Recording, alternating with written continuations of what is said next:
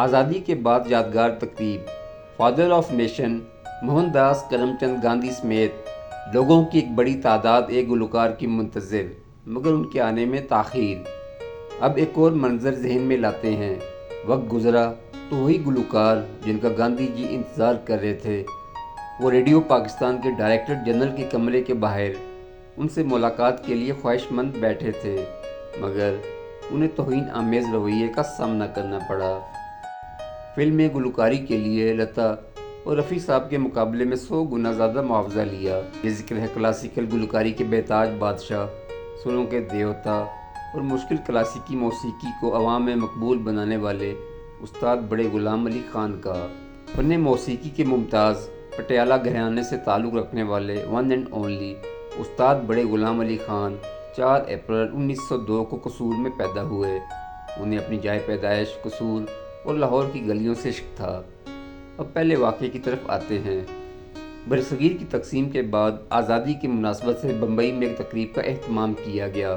گاندھی جی کے خطاب اور پرارتھنا سے پہلے استاد بڑے غلام علی خان صاحب نے اپنے فن کا مظاہرہ کرنا تھا، لیکن انہیں آنے میں تاخیر ہوگی۔ بڑے خان صاحب بمبئی کی ٹریفک میں پھنس گئے اور قوم کے ساتھ باپو بھی ان کے منتظر تھے۔ جیسے ہی خان صاحب نے اپنا جلوہ دکھایا، لوگوں نے تالیاں بجانا شروع کر دی۔ بھاری بھرکم استاد جی کی سانس پھولی ہوئی تھی اور اتنی اہم تقریب میں تاخیر سے آنے پر شرمندہ بھی تھے۔ پریشان حال خان صاحب کو دیکھ کر گاندھی جی نے کہا، خان صاحب آپ بہت تنومند ہیں اور میں ہوں دبلا پتلا، اس لیے آپ سے لڑ نہیں سکتا۔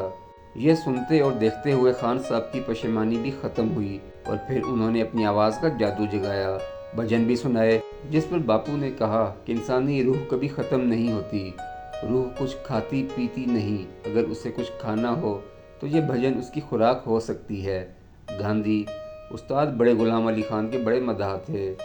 اب پاکستان چلتے ہیں۔ زیڈ بخاری ریڈیو پاکستان کے پہلے جنرل مینیجر تھے۔ انہیں موسیقی کی بھی سمجھ بوجھ تھی۔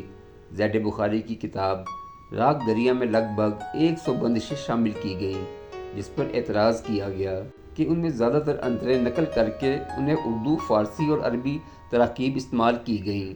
استاد بڑے غلام علی خان صاحب کی استائیوں میں جا بجا سنسکرت اور ہندی الفاظ اور تراکیب استعمال کی جاتی تھیں۔ اس معاملے پر زیڈ بخاری اور استاد بڑے غلام علی خان میں بحث ہو گئی۔ استاد بڑے غلام علی خان کے پوتے نقی علی خان بتاتے ہیں کہ بڑے خان صاحب ہاتھ میں چھڑی تھامے بخاری صاحب کے کمرے کی چک اٹھا کر اندر گئے تو انہوں نے بغیر اجازت ان کے کمرے میں آنے پر اعتراض کیا۔ بڑے خان صاحب نے جواب دیا کہ بخاری صاحب آپ جیسے ویے تو اس ملک میں ہزاروں لاکھوں ہوں گے، لیکن غلام علی ایک ہی ہے۔ ریڈیو پاکستان کے سابق ڈائریکٹر جنرل مرتضیٰ سولنگی کے مطابق بڑے خان صاحب تنازع ختم کرنے کے لیے زیڈ بخاری کے دفتر گئے، لیکن انہوں نے اتنے بڑے فنکار کو باہر بٹھایا اور چپراسی سے کہا بیٹھے رہنے دو میراثی کو باہر۔ کہتے ہیں کہ بڑے غلام علی خان صاحب نے یہ بات سن لی اور اسی لمحے انہوں نے فیصلہ کیا کہ وہ پاکستان میں نہیں رہیں گے۔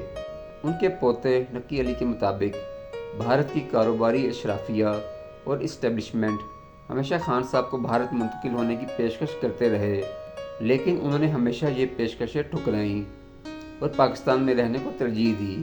تاہم حالات سے مجبور ہو کر 1953 میں بحری جہاز کے ذریعے کراچی سے بمبئی چلے گئے، جب بھارتی کاروباری اشرافیہ نے انہیں سر آنکھوں پر بٹھایا اور سرکاری طور پر بمبئی مالابار میں بنگلے کے ساتھ ساتھ بھارتی شہریت اور مراد دی۔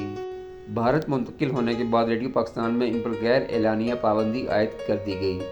آدھی صدی سے زائد عرصہ بعد سابق D G radio Pakistan Murtaza Solangi نے بھی بغیر کسی تحریری حکم نامے کے بعد یہ پابندی اٹھا لی۔ خان صاحب لاہور اور قصور کی گلیوں کو بھولے نہیں اور آخری وقت تک یاد کرتے رہے۔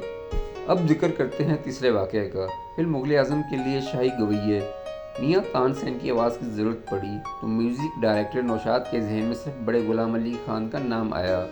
نوشاد کہتے ہیں وہ اور کے آصف استاد بڑے غلام علی خان کے گھر گئے اور ان سے فلم میں گانے کی درخواست کی۔ استاد جی نے صاف انکار کر دیا اور کہا وہ فلموں میں گلوکاری نہیں کرتے، کہ آصف اصرار کرتے رہے کہ تانسین کے کردار کے لیے بڑے غلام علی خان ہی گائیں گے۔ استاد بڑے غلام علی خان نے فلم میں گانے سے جان چھڑانے کے لیے 25,000 روپے طلب کر لیے، وہ بھی صرف ایک گانے کے لیے۔ حیران کن طور پر یہ آصف نہ صرف مان گئے بلکہ 10,000 روپے ایڈوانس بھی دے دیے۔ خان صاحب کو کتنی بڑی رقم دی گئی، اس بات کا اندازہ اس سے لگائیے کہ لتا اور رفیع صاحب اس دور میں ایک گیت کا 500 روپے لیتے تھے۔ یہ بھی کہا جاتا ہے کہ بڑے غلام علی خان صاحب نے ان گیتوں کا کوئی معاوضہ نہیں لیا۔